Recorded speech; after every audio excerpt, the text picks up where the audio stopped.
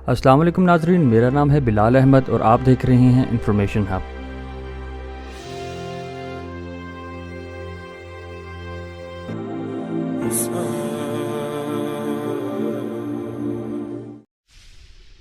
ناظرین، واقعہ کربلا میں رسول اللہ صلی اللہ علیہ وآلہ وسلم کے نواسے اور ان کی آل اولاد کو کیسے مظلومانہ شہید کیا گیا، اس بات سے تو ہم سبھی واقف ہیں کیونکہ ہم بچپن سے ہی حالات و واقعات سن کر بڑے ہوئے ہیں، مگر افسوس کہ آج بھی ہم میں سے بہت زیادہ تر لوگ اس حقیقت کا اندازہ ہی نہیں ہے کہ واقعہ کربلا دراصل تھا کیا اور یہ ہوا کیوں تھا۔ اس کے پیچھے ایسی کیا وجوہات تھی کہ نبی اکرم صلی اللہ علیہ وآلہ وسلم کی سالوں کی محنت کو صرف 50 سال بعد ہی اس مقام پر پہنچا دیا گیا کہ صحابہ اکرام اور ان کی اولادیں موجود ہیں، مگر امام حسین علیہ السلام اور ان کے خاندان کو یعنی نبی کریم صلی اللہ علیہ وآلہ وسلم کے اہل بیت کو اس طرح سے بے دردی سے مظلومانہ طور پر شہید کر دیا جائے گا، اور ان کو شہید کرنے والی جماعت خود کو مسلمان بھی کہتی ہے، اور نبی پاک صلی اللہ علیہ وآلہ وسلم کا آخری خطبہ بھی سن چکی ہے، جس کے اندر آپ نے فرمایا تھا کہ اے لوگوں، میں اپنے بعد تمہیں ہدایت کے لیے اللہ کی کتاب اور اپنی سنت چھوڑے جا رہا ہوں، اگر اس کو مضبوطی سے پکڑے رہو گے تو کبھی بھی گمراہ نہ ہوگے۔ اور پھر فرمایا کہ میں تمہیں اپنے اہل بیت کے معاملے میں اللہ کا خوف دلواتا ہوں، میں تمہیں اپنے اہل بیت کے بارے میں اللہ کا خوف دلواتا ہوں، مگر امت نے اس کا بالکل الٹ کیا، نہ ہی قرآن و سنت کو مضبوطی سے پکڑے رکھا اور نہ ہی اہل بیت کے معاملے میں اللہ کا خوف رکھا، اور پھر فرقہ واریت سے اس طرح سے تقسیم ہوا کہ اب اس کے اندر شیعہ اور سنی بن کر رہ گئے ہیں۔ آج کی اس ویڈیو میں ہم واقعہ کربلا کے اصل اور حقیقی پس منظر جاننے کی کوشش کریں گے، اور اس ویڈیو کو شیئر کرنے سے پہلے میں آپ کو وارن کرنا چاہتا ہوں کہ اگر آپ کا دماغ اور سوچ اتنی چھوٹی ہے، اتنا محدود ہے کہ کچھ بھی نیا یا اصل حقائق آپ کے فرقے کی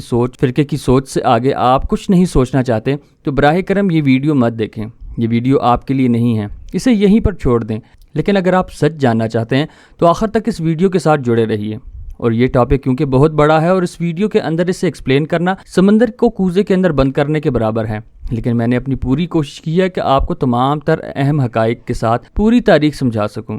اور وہ بھی آسان سے آسان الفاظ میں۔ تو چلیے شروع کرتے ہیں۔ حضرت ابراہیم علیہ السلام نے اللہ کے حکم پر اپنی بیوی حضرت ہاجرہ اور اپنے بیٹے اسماعیل علیہ السلام کو مکہ کے ویران پہاڑوں کے اندر اللہ کے بھروسے پر چھوڑ دیا۔ پیاس کی شدت سے اسماعیل علیہ السلام نے جب پانی مانگا تو حضرت ہاجرہ نے بے چین ہو کر صفا و مروہ کی پہاڑی کے چکر لگائے، اور حضرت اسماعیل علیہ السلام زمین پر اپنی ایڑیوں کو رگڑتے رہے جس سے زمزم کا چشمہ جاری ہوتا ہے۔ دونوں ماں بیٹا اسے پانی کے چشمے کے پاس پڑاؤ ڈال کر یہیں پر رہنے لگتے ہیں، اور کچھ وقت کے بعد یہاں سے کچھ قافلوں کا گزر ہوتا ہے، اور یہاں پر صحرا کے اندر خشک پہاڑوں کے درمیان ایک پانی کا چشمہ دیکھ کر یہاں پر آباد ہو جاتے ہیں۔ یوں آہستہ آہستہ مکہ شہر آباد ہونے لگتا ہے، جس کے اندر حضرت اسماعیل علیہ السلام کی اولاد کے علاوہ کئی اور مہاجر بھی شامل تھے۔ اب حضرت اسماعیل علیہ السلام کی نسل سے رسول اللہ صلی اللہ علیہ وآلہ وسلم کیسے تشریف لائے، یہ سمجھنے کے لیے میں نے کئی دن لگا کر یہ سلسلہ نسب ترتیب دیا ہے تاکہ آپ کو بہتر طور پر سمجھا سکوں۔ ناظرین، آپ صلی اللہ علیہ وآلہ وسلم کا تعلق قریش قبیلے سے تھا، اور آپ کے خاندان کا نام بنو ہاشم تھا۔ قریش 10 بڑے قبیلوں پر مشتمل ایک طاقتور قبیلہ تھا، اور ہر قبیلے کے سردار آپس کے اندر باہمی مشورے سے ہر طرح کے بڑے فیصلوں کو کیا کرتے تھے۔ ان 10 قبیلوں کے اندر 2 قبیلے بہت ہی اہم اور طاقتور تھے، ایک کا نام بنو امیہ اور ایک کا نام بنو ہاشم تھا۔ ان دونوں کو الگ الگ ذمہ داریاں دی گئی تھیں۔ بنو ہاشم کی فوج کی کمان بنو مخزوم قبیلے کے پاس تھی، جو کہ بنو امیہ کی ایک شاخ تھی، جبکہ خانہ کعبہ کا متولی بنو ہاشم کو بنایا گیا تھا، یعنی دنیاوی طور پر طاقت کے لحاظ سے بنو امیہ، جبکہ مذہبی لحاظ سے بنو ہاشم کا رتبہ عربوں میں بہت طاقتور تھا۔ لیکن یہ دونوں ہی قبیلے حضرت اسماعیل علیہ السلام کی نسل سے تھے، کیونکہ ان دونوں کا تعلق 5ویں نسل سے جا کر عبد المناف پر جا کر ملتا ہے۔ محمد بن عبداللہ بن عبد المطلب بن ہاشم بن عبد المناف۔ عبد المناف کے بہت سے بیٹے تھے، مگر 4 بہت ہی طاقتور بنے۔ ایک بیٹے کا نام عبد المطلب، دوسرے بیٹے کا نام ہاشم، تیسرے کا نام تھا عبد الشمس، اور چوتھے کا نام نوفل۔ نوفل اور مطلب قبیلہ زیادہ طاقت نہیں رکھتا تھا، کیونکہ اصل میں عرب کی جو نسل آگے بڑھی وہ دراصل ان 2 قبیلوں سے بڑھی، ہاشم اور عبد الشمس سے۔ ان دونوں خاندانوں کے اندر ہمیشہ سے ایک مقابلے بازی جاری رہتی، مگر یہ مقابلہ ہمیشہ اچھی چیزوں کے اندر رہا کرتا تھا۔ مثال کے طور پر بنی ہاشم اگر اتنے مہمانوں کو کھانا کھلائے گا تو ہم لوگ ان سے زیادہ کھلائیں گے۔ اگر انہوں نے گھڑ سواری کے اندر ہمارے کسی بندے کو شکست دی ہے تو ہم ان کے قبیلے کو اگلی بار شکست دیں گے۔ ان قبیلوں کے اندر اختلاف بھی رہتا، مگر ان سب چیزوں کا مقصد یہ تھا کہ باقی عرب قبیلوں پر اپنی برتری اور داغ بٹھا سکیں۔ ہاشم سے ان کے بیٹے عبد المطلب پیدا ہوئے، جو کہ آپ صلی اللہ علیہ وآلہ وسلم کے دادا تھے۔ ان کے 10 بیٹے تھے اور 6 یا 7 بیٹیاں پیدا ہوئی۔ بیٹوں میں جو اسلامی لحاظ سے سب سے زیادہ مشہور ہیں وہ آپ کے والد حضرت عبداللہ ہیں، جو سب سے چھوٹے تھے۔ چچا عباس، ابو طالب اور حضرت حمزہ تھے۔ حضرت عبداللہ سے آپ صلی اللہ علیہ وآلہ وسلم کی ولادت ہوئی، جبکہ آپ کے چچا ابو طالب کے بیٹے عقیل، جعفر اور حضرت علی تھے۔ آپ صلی اللہ علیہ وآلہ وسلم کی بیٹی حضرت فاطمہ سے حضرت علی کا نکاح ہوا، جس کے بعد حضرت حسن اور پھر حضرت حسین رضی اللہ تعالیٰ عنہ پیدا ہوئے۔ حضرت علی رضی اللہ تعالیٰ عنہ نے حضرت فاطمہ کے انتقال کے بعد اور بھی کئی شادیاں کی، جن کے اندر اور بھی بچے پیدا ہوئے، اور ان سب میں سے مشہور بیٹے کا نام محمد ہے، جو کہ حنیفہ خاندان کی ایک عورت سے پیدا ہوئے، اس لیے انہیں محمد بن حنیفہ کہا جاتا ہے۔ یہ تو ہو گیا سلسلہ نسب بنو ہاشم کا، لیکن اب آتے ہیں اصل مدعے کی جانب۔ ناظرین، عبد الشمس کے دو بیٹے امیہ اور ربیہ تھے۔ ربیہ کے بیٹے تھے عتبہ، جو کہ ابو حذیفہ کے والد تھے۔ اس کے علاوہ عتبہ کے دوسرے بیٹے کا نام تھا ولید، اور ان کی بیٹی کا نام تھا ہندہ، جس نے غزوہ احد کے اندر حضرت حمزہ کو شہید کروا کر ان کی لاش کی بے حرمتی کی تھی۔ یہ ابو سفیان کی بیوی تھی اور امیر معاویہ رضی اللہ تعالیٰ عنہ کی والدہ۔ عتبہ، شیبہ اور ولید جنگ بدر کے اندر مسلمانوں کے خلاف لڑتے ہوئے مارے گئے تھے۔ اسی موت کا بدلہ لینے کے لیے ہندہ نے حبشی غلام سے کہا تھا، اگر تم حمزہ کو شہید کرو گے، کیونکہ ان میں سے ایک ہندہ کا والد تھا، ایک بھائی اور ایک چچا عتبہ، اور شیبہ کا قتل حضرت حمزہ کے ہاتھوں ہوا تھا، اسی لیے اس نے یہ کہا۔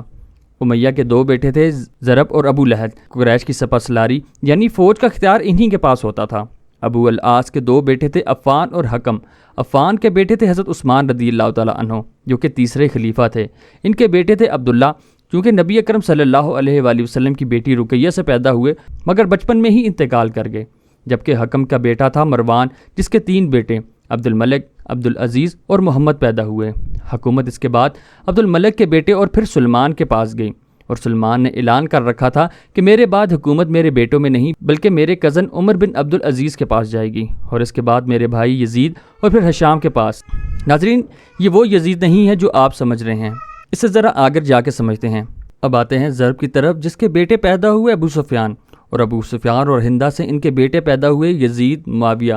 اور بیٹی حبیبہ۔ یہ بیٹا معاویہ وہی تھا جس کا بیٹا یزید آگے جا کر حضرت امام حسین علیہ السلام کو اور آپ کے خاندان کو کربلا میں شہید کرتا ہے۔ اب آپ کو سمجھاتا ہوں کہ اس پوری خاندانی ہسٹری کو سمجھانے کا آپ کو مقصد کیا تھا۔ ناظرین، بنو ہاشم اور بنو امیہ کے اندر شروع سے ہی ایک دوسرے کو نیچا دکھانے اور پورے عرب پر حکمرانی کی دوڑ لگی رہتی تھی، اور جب نبی کریم صلی اللہ علیہ وآلہ وسلم تشریف لائے اور اعلان نبوت کیا، اور آپ صلی اللہ علیہ وآلہ وسلم کیونکہ بنو ہاشم سے تھے اور بنو امیہ کیونکہ اس خدائی اختیار کو کہ جس کو وہ بچائے یا جس قبیلے کو بچائے اس کے اندر اپنا رسول پیدا کر کے اس کی عزت کو بڑھا دے، بنو امیہ سوائے حسد اور بغض کے کچھ بھی نہ کر سکے، اور یہی بغض ان کی آل اولاد کے اندر آگے منتقل ہوتا رہا، جو کہ آخر کار واقع کربلا تک جا پہنچا، اور آخر میں خلافت کے نظام کو بنو امیہ نے تباہ کر کے اسے بادشاہت کے نظام کے اندر بدل کر اپنی حسد کی آگ کو ٹھنڈا کیا۔ بنو امیہ کی تاریخ کے اندر صرف 3 لوگ ایسے گزرے ہیں جنہوں نے آپ صلی اللہ علیہ وآلہ وسلم کی شریعت پر عمل کیا، مسلمان امت کو ایک کر کے بنو امیہ خاندان کے ظلم سے انہیں بچایا،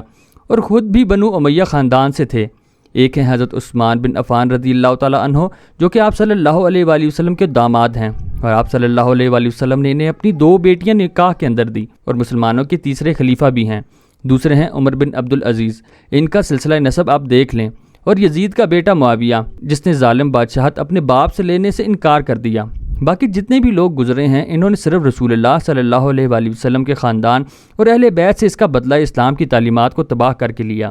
فتح مکہ تک رسول اللہ صلی اللہ علیہ وآلہ وسلم کے ساتھ جتنے بھی لوگ تھے وہ سارے کے سارے تقریباً بنو ہاشم سے تھے یا پھر مدینہ کے انصار۔ فتح مکہ تک جتنے بھی آپ صلی اللہ علیہ وآلہ وسلم کی جنگیں ہوئی وہ بنو امیہ خاندان سے ہی تھی، جو کہ مکہ مکرمہ میں آباد تھے۔ یہ لوگ فتح مکہ پر معافیا مانگ کر مسلمان ہوئے تھے، جنہیں تلقہ کہتے ہیں، اور ظاہر ہے کہ نہ تو ان کی رسول اللہ صلی اللہ علیہ وآلہ وسلم کی صحبت میں تربیت ہوئی تھی اور نہ یہ دین کو زیادہ سمجھتے تھے، بلکہ دین کو ایک طاقت اور حکومت حاصل کرنے کا ذریعہ سمجھتے تھے، اور انہیں لگتا تھا کہ اگر وہ رسول اللہ صلی اللہ علیہ وآلہ وسلم کو اللہ کا پیغمبر اور رسول مان لیں تو اس کا مطلب ہے کہ انہوں نے بنو ہاشم کی سرداری کو قبول کر لیا ہے، اور یہ تو ہم کسی صورت نہیں ہونے دیں گے، کسی بھی قیمت پر نہیں۔ اس لیے رسول اللہ صلی اللہ علیہ وآلہ وسلم کی وفات کے فوراً بعد یہ لوگ مرتد ہونے لگے، جن کے خلاف حضرت ابو بکر صدیق نے قتال بھی کیا۔ رسول اللہ صلی اللہ علیہ وآلہ وسلم کے خلاف جنگوں میں لڑنے والے جتنے بھی سردار تھے، وہ ابو جہل ہو، عتبہ یا ابو سفیان، سب کے سب کا تعلق بنو امیہ سے تھا۔